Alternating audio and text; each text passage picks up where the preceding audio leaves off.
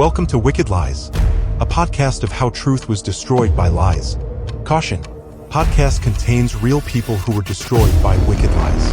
For mature audiences only.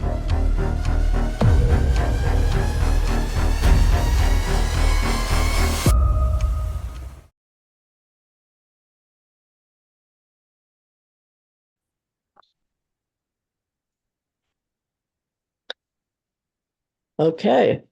Hi, I'm Dawn Wolfson. This is my co-host, Julianne Andrews. Advocates for the Falsely Accused welcomes you to our podcast, Wicked Lies. Today we're talking to Anthony Drummond, who is the target of a false accusation. Welcome, Anthony. Can you please tell us a little bit about your case? Okay. It started way back in 2021 in January. I was married, had two stepdaughters and biological son with the wife I was married to. Beginning of January, the oldest stepdaughter went to school to the guidance counselor and made accusations against me on a Monday or on a Friday. And then the following Monday, they talked to her again in school with CYS. And Tuesday, CYS told my wife that I had to leave my house until the investigation was over. I moved in with my mom. They did advocate interviews with the three kids in the house that were there all the time. The older stepdaughter told them a story. I'm not even, we have the papers saying what she said, I believe, but nobody ever came to me with that story, talked to me about it. But the second stepdaughter told him I never did anything, and so did my son. And for months, it was just a waiting game. And then around March, like I was still seeing the second stepdaughter and my son every weekend up until March, from January 12th. And then in March, my wife said that the second daughter said that I did inappropriate things with her too. Um, and then after that, she quit coming. They did a second interview with her, and she changed her story then and agreed that I did. I'm not even sure what with her at that point. Um, and then was still seeing my son and my wife up until June of 2021. And then at the end of June, I quit getting to see any of them. So why do you think that the older daughter made up these stories? Because I was strict. And my dad, I was a strict father, didn't want her or the other one around boys. Not a good choice, I guess. But I think that had a play in it because she was talking to the neighbor boy across the street a lot, I guess. And then my dad also was living with us at the time for three, 3 or 4 years, I believe. He lived with us and caught my wife leaving the house after I went to work to go fool around. And she was using the older stepdaughter was going in my room and locking the doors, so he thought that she was still in there. So we think that had a play in it too. So, how old was your stepdaughter when she made these accusations? 15 at that time, but she said I think they started at like 13. She said. So, at 15, you weren't being overly strict by saying it's it's not an appropriate age for you to be going out with boys. So it's not like she was 17 and you were saying no, Yeah, you no, can't see boys. Okay. no. And like I told her, like we came to an agreement where she could talk to him and I mean get to know him, be friends with him, whatever. I just didn't think it was an age for a boyfriend yet. Bad. I mean, I stand by it, but I guess it kind of helped ruin us for me. I don't know. Was there something specific like that happened that you think might have set something off, like you denied her something or told her she couldn't do something? Oh no, my kids all had everything they could ask for, and then with her, she was allowed to go stay over at friends' houses. She went to school dances. She did all that. I was just strict on the boy part. Okay. And then the sister wasn't going along with this for some time, and then all of a sudden she changed her story. Do you have any idea why that might have happened? Well, we're thinking it was to help the story along and being coerced by the mother and the older stepdaughter because from what we understand is they were getting money.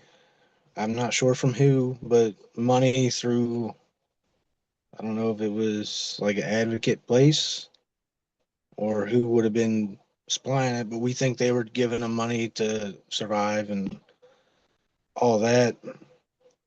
And we think maybe being coerced and seeing that they were getting money had a play in that on switching her story.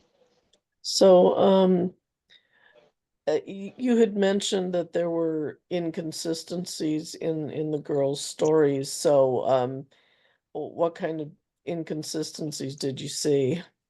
Well, we only had, I think, 3 hearings altogether once the trial started, or once the pre-sentence, pre-trial stuff started. Mm-hmm. Preliminaries, sorry. Yeah. We only had like 3 of those, and in the first one, the cop was the cop was there that was the Westmont, like this borough we were in. He was there and listened to the girls' stories, and then from that one to the second one, what happened changed. What was being worn changed, like being taken off, and then where things happened changed, and even the cop in the second thing. My lawyer asked him if he heard the same story at that time that they gave the first time, and he said no. He said he did not hear the same story. Um, So you even have the police saying that there were inconsistencies. yes, and we actually have, like, I have the papers for that, showing that. Mm-hmm. So, so you were arrested at some point, and then what happened? Well, from June of 2021 till December, nothing happened, and then December 4th, I believe, was the first time I got arrested. They came and arrested me. I got bailed out, and that was for the second girl's charges, for some of them. I think Mm-hmm. 7 or 2 or something. I don't know. But just a few charges for the second daughter. My mom bailed me out for that one. I think that one was like 3 grand. Um, then a week later, they arrested me again for the second girl's charges again. I don't know how that works. So were there more charges the second time? Yeah. Okay. Yeah. Like some were the same and then some were added. And again, my mom bailed me out after a couple hours.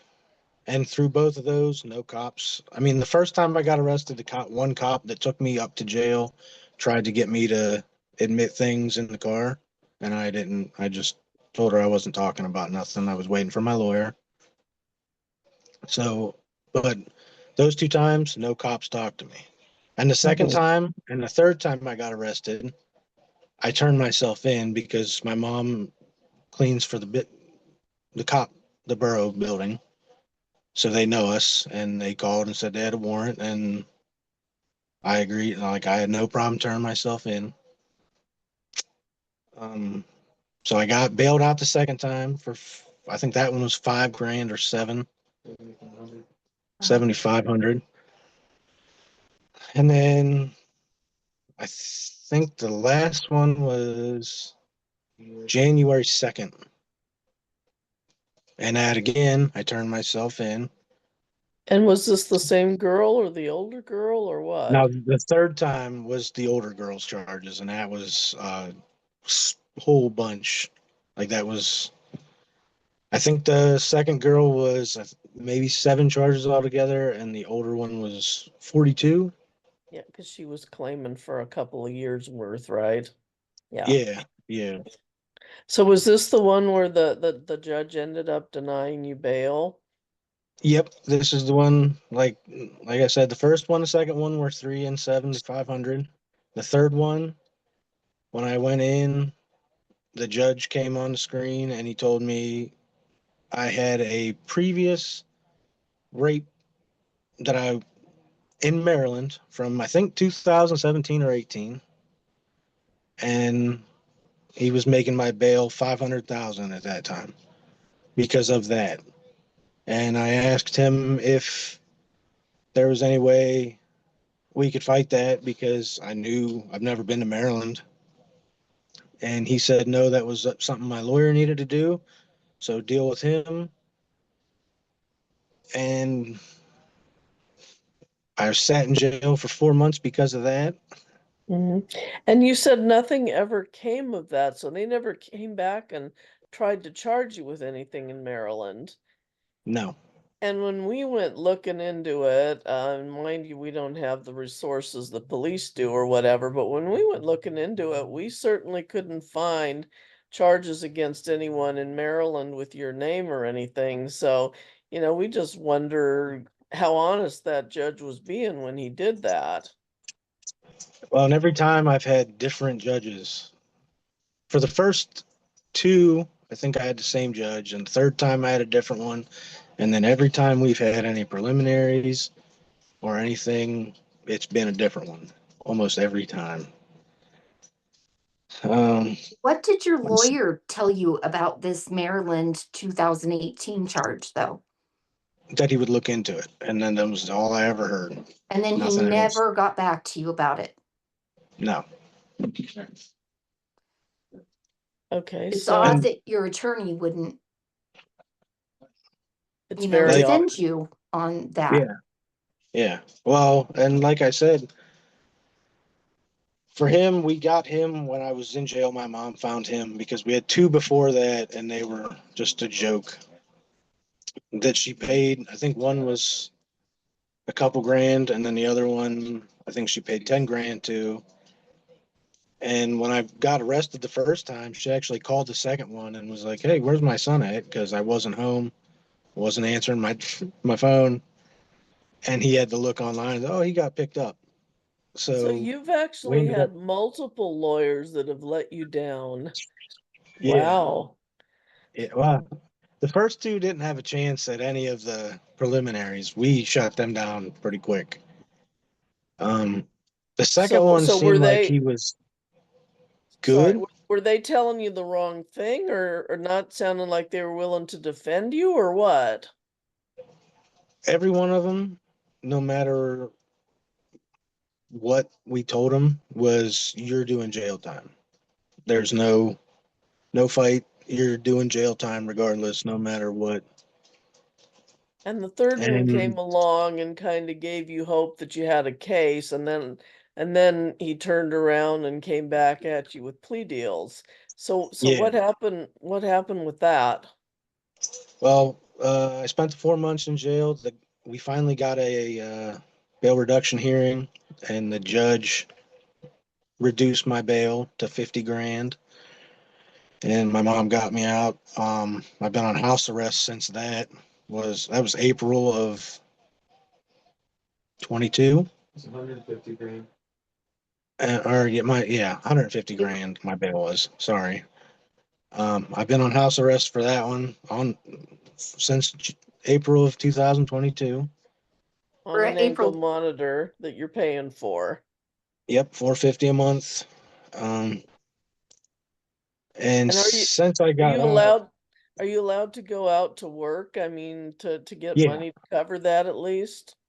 Okay. Yeah, but the problem with that is there's no, like, I was helping my mom with her. She cleans houses.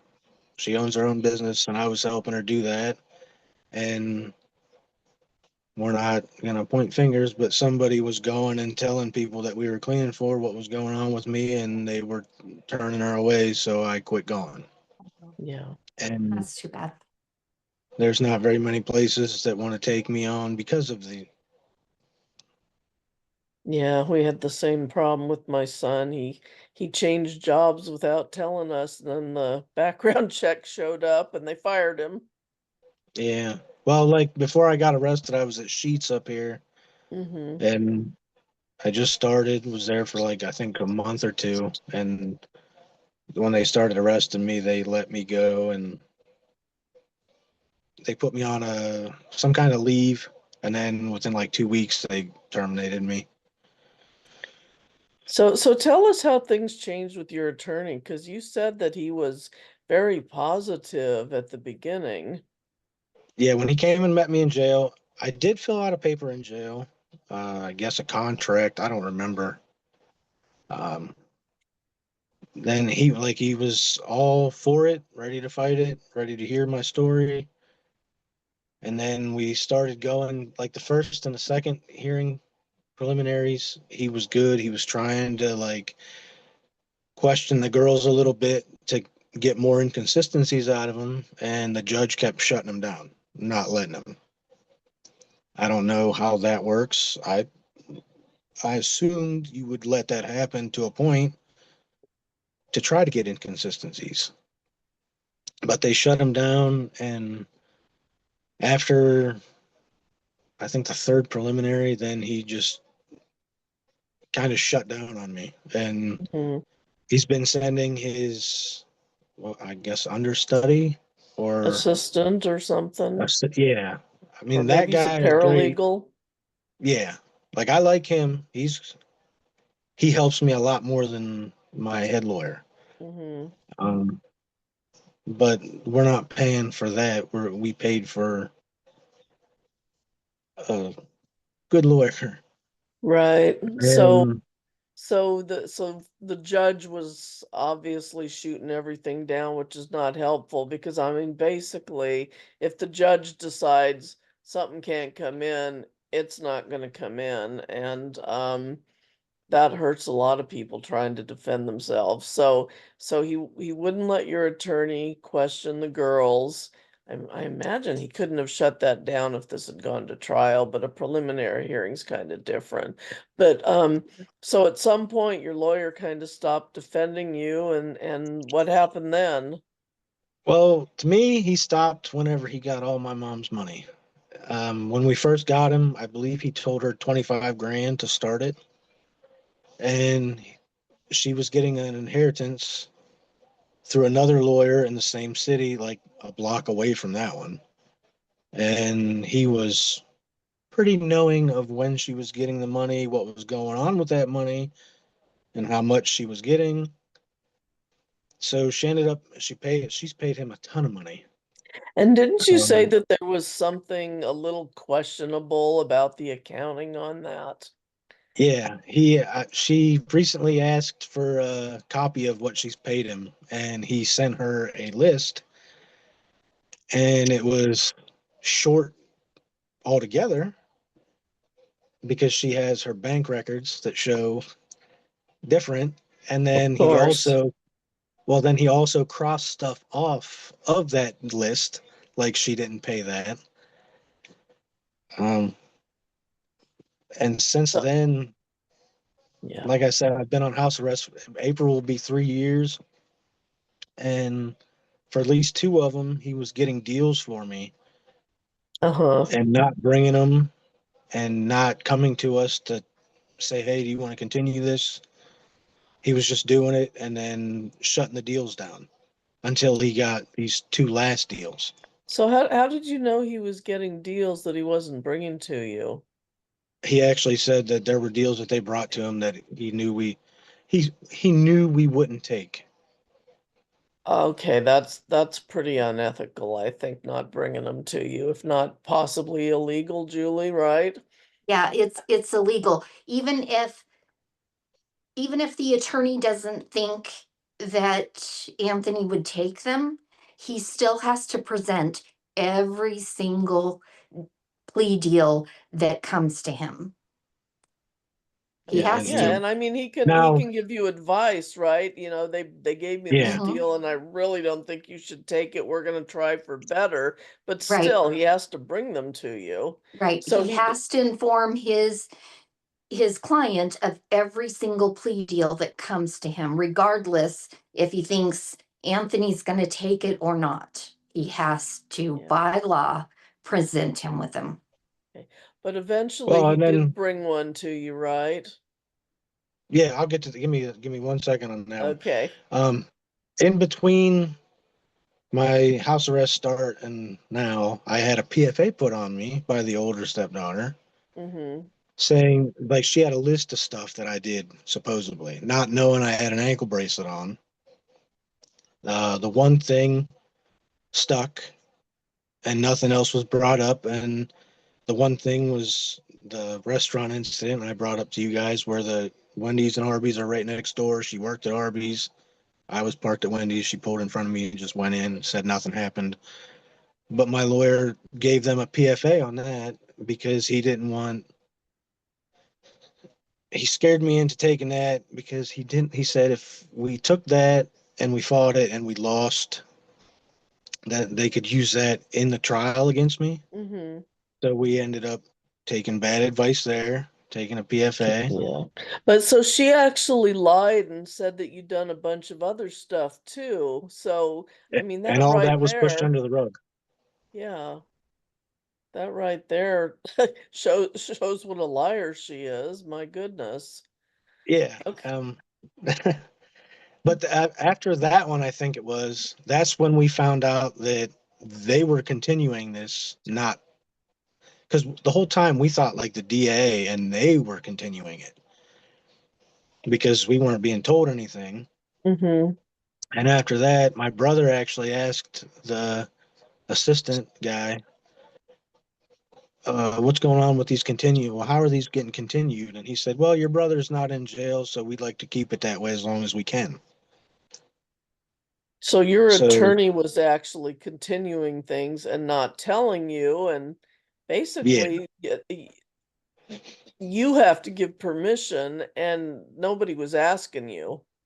Well, and about March or April of last year, he came to me and brought a piece of paper to my house and was like, I need you to sign this to continue this, or you're gonna have you're gonna have a thing here in like a week or two. And that was the only time I signed anything, and the only time he actually said, hey, do you want to continue this? Up to that point. Mm-hmm. Um, then what was that last thing you were saying about? But at Um, some point he did come to you with a plea deal that he thought was yeah, yeah, favorable, right? yeah. He brought one, and he gave me a week, or not a week, a couple days to decide on that one. And that one was for 6 to 11 months, and Megan's Law for life. And he scared me into that one because, I mean, he constantly tells me, well, one thing puts you away for at least 7 years. And that, like, I've never been in trouble. That scares the crap out of me. So we ended up saying, yeah, we'll agree to that one.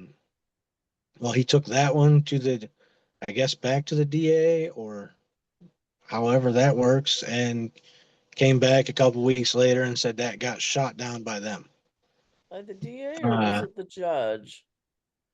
no, the DA shot it down, and we're not sure if it was the girls and the DA Huh. So talked who about it. made the plea deal with your attorney in the first place then? Yeah, It because comes they from the DA. right? That just doesn't make sense, right? Well, we were as shocked. We were as shocked as you guys. We don't know. Again, nothing was. It wasn't. Hey, well, hey, we have this deal we're going to take to them. It was just we got this deal, Do you I- agree to it? Yeah, that doesn't make sense. I mean, it Yeah, my brother almost, and said it was the I don't assistant want DA to, that did that one. you know, I don't want to like make stuff up here, but I mean, it's almost like the attorney decided to go to Anthony with something just to see if he'd take a plea, and then he took it back to Mm-hmm. the DA just to see if the DA would go for it. DA says Oh, no, Uh-huh. and my brother said that the assistant DA apparently made that one, and the DA oh shot it well, down. okay, that So it was a possibly mix-up on their end. okay. So Um, so possibly the ADA did it without running it by his boss, and he didn't have the authority to make that particular yeah, deal. So they came back to you with another deal, and that's kind of where we're at right now. yeah, they came to me with another deal of 2 to 4 years in a county prison. Megan's law for life, and he gave me a day to decide on that one. Like, not maybe 12 hours actually. Um, so we discussed it, and we said fine, scared into that one too, whatever. So we accepted that one on Friday morning. He put it in, and then Monday he called and said, "Hey, I need you at the courthouse tomorrow to put your plea in so we get the certain judge." So from the time I got that plea deal to the time the deal went into the judge, it was like 3 business days. Hmm. So I had no time to figure that one out or think it through clearly. And since then, the last 7 months, 8 months, and I'm not even almost a year, we've been pushing sentencings away. The first one was supposed to be June 30th. And when we got to that one, like we told him up to that point, hey, we want to take my deal back. We don't want to do it. And he Hmm. said, you already talked to the Megan's Law people, and they're going to use that against you if we try to shoot it down. And the Megan's Law people, when I talked to them, everything we go to for my lawyer, I have my brother, my dad, my aunt, and my mom, at least three of them. And I asked them, what do I say if the Megan's Law people ask me stuff like that? Oh, they won't. They're not going to. They're not going to. And then finally, they were like, well, if they do, just make it up as good as you can to help them believe that you're regretful that you did this, and you're regretful, and it'll help your case along. So I went in, I gave a little story, and on the 30th of June, my lawyer took me into a room and kind of tried to bully me there because I kept telling him there, and I was like, I'm pulling this, or you're continuing it, or I don't know, I'll go in there and cause a scene. So while he was doing that, uh, one of the court people that watch over the victims brought them up, like the plaintiffs or the Yeah, girls and they're family.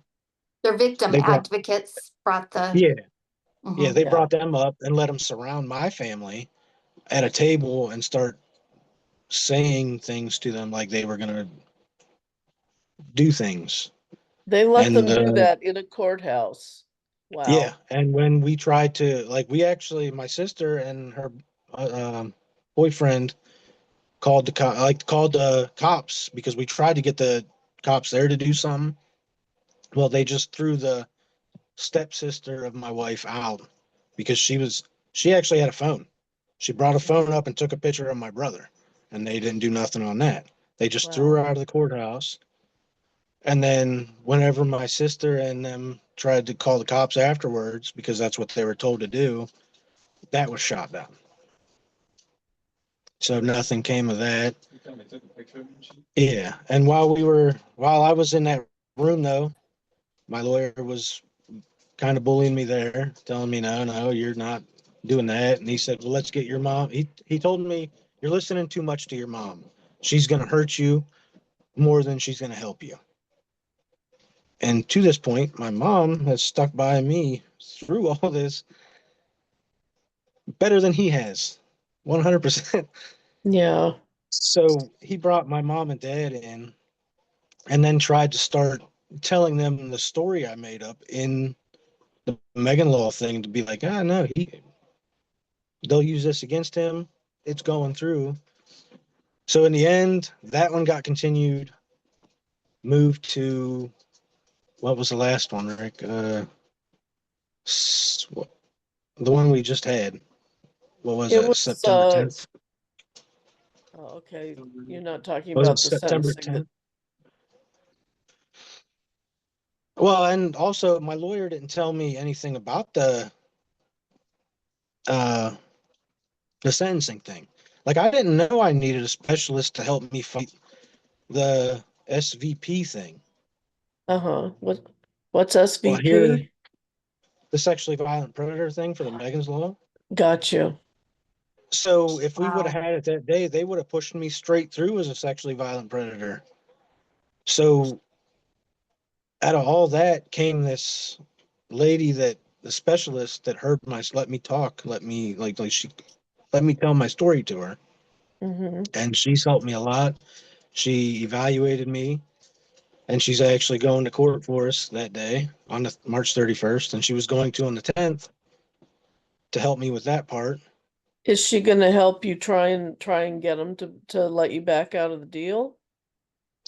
That I don't think she can do that, she said, but she was She's like an assumed sh- guilt. yeah, she's like a assuming guilt, Uh-huh.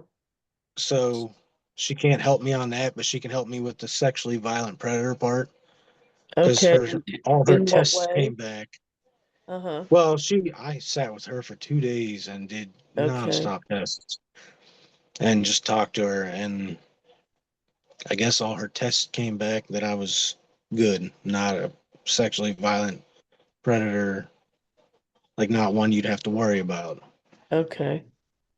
So I'm thankful it's got continued to this point because I wouldn't have her helping me.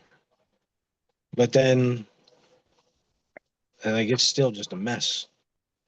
Yeah, I mean we right now, we've got we've got you essentially having accepted a plea deal that you're not comfortable with, and That you were that bullied into. right, and next month is a sentencing that would finalize it. I guess the question is, whether or not there is a way to back out. I mean, probably if you went in front of the judge and just said, I'm not guilty, I'm not doing this, the judge could not accept the plea. The question is, then what happens? Do I'm you not go to sure. trial with a lawyer who's not helping you? Do you find a new lawyer, or do you try and go pro se, which is probably not a real good idea? Or Well, what? What do you do? I Yeah. believe you've already made your plea, right? Yeah. Right. So in order to back out, your attorney needs to put in a motion, file a motion that you want to rescind your plea. Yeah. And And we've been so, trying that for months. right. And so that is the first step. And your attorney has an obligation to do what you want to do, regardless of how he feels. And the fact that he bullied you into this and even told you to talk to the people at Megan's Law, and pretend like you were sorry, and you felt, um regret for what you had done. When How can you feel regret when for something that you didn't do? And And didn't so, your attorney just straight up tell you to lie in front of witnesses? Yeah. And we also have something else, but I don't want to bring that up. But we have proof of that too in other Yeah. ways. So, But yes, numerous times they told me to go in and lie like that so because it would help my case. yeah, Mhm.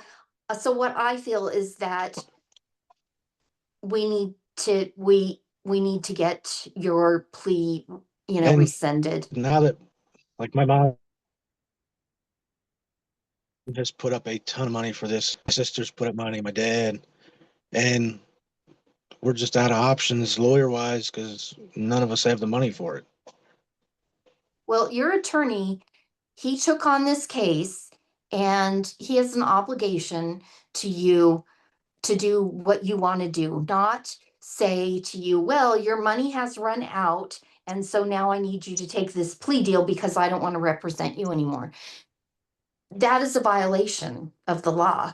And so him continuing this and continuing this and continuing this, you know, we need to get that changed. And hopefully we can, because far too many people are sitting innocent in our jails because of your exact situation. Yeah, and I agree with the approach we talked about before, where Julie, if you can get in a meeting with Anthony and his attorney and back him up, it will be that much harder for the attorney to sort of dance around it and refuse to do what he's asking him. Mhm, mhm. I think that our system is not a system of justice, it's a legal system that we have. And we see this happening far too many times because they let the actual offenders go because they'll say, well, they're mentally ill and they can't stand trial. So then they'll put them in a mental institution for 6 months or so, and then they let them go instead of saying, okay, they can stand trial now. They let them go. But the people, like in Anthony's case, they give them a plea deal and want and scare them to death, and they've run out of money and options, and they've never been in trouble with the law, so they don't understand what No, rights they you don't understand what rights you have, and your mom's scared and your whole family's scared. So you take a plea deal thinking that if you don't, far worse things are going to happen to you. Yeah, and they're yeah, making a criminal out of somebody who didn't commit a crime, and they're taking money to do it. How outrageous is that? Right, right.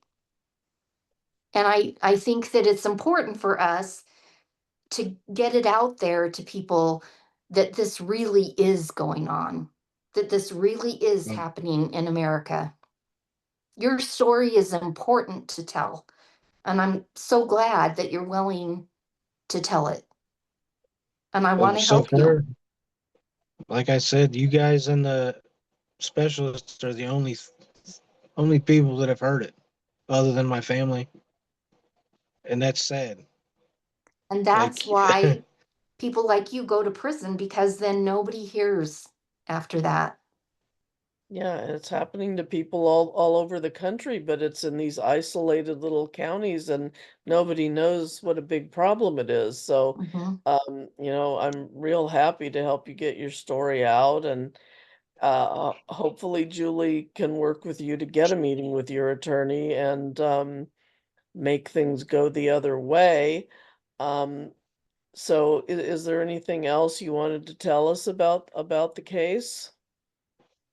I I just hope this helps some other people through anything like this that they're going through. I didn't I've been, like I told you before, I've been scared to talk to you guys because I didn't know. I figured everybody would just assume I'm guilty and that's that. I know. Like I have been treated.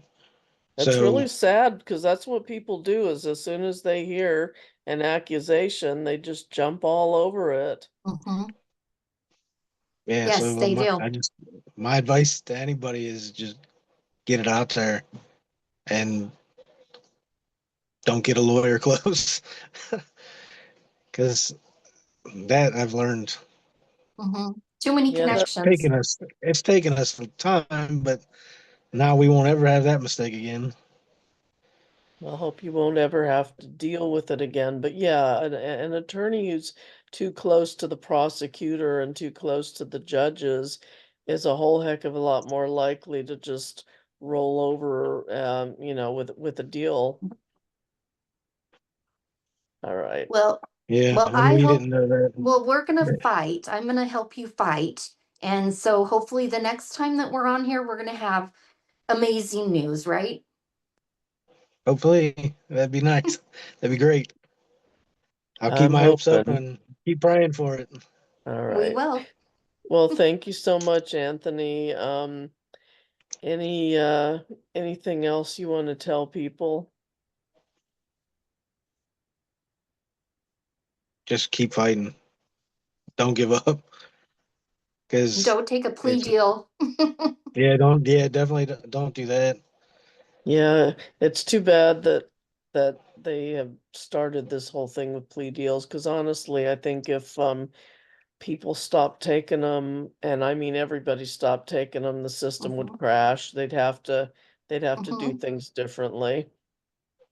Yep. Well, and Okay. that's like my lawyer. That was his big thing is all it takes is one of them girls putting on a good show and you're done. Like, They and can't. that's not fair either. Like, I don't it believe shouldn't be that. like that. No, it Yeah. shouldn't be like that. All right. Well, thank you, Anthony. We will get your story out there, and Julie will definitely work with you to get that meeting with your attorney. And we really, really hope and pray that this works out better for you than it is so far. Thank you so much. Hey, thank you guys so much too. I appreciate it. All right. Goodbye. Bye. Bye. Bye.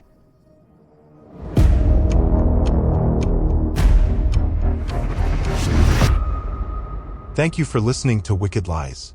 If you would like to learn more about advocates for the falsely accused, join us at www.theaffa.org. That's www.theaffa.org.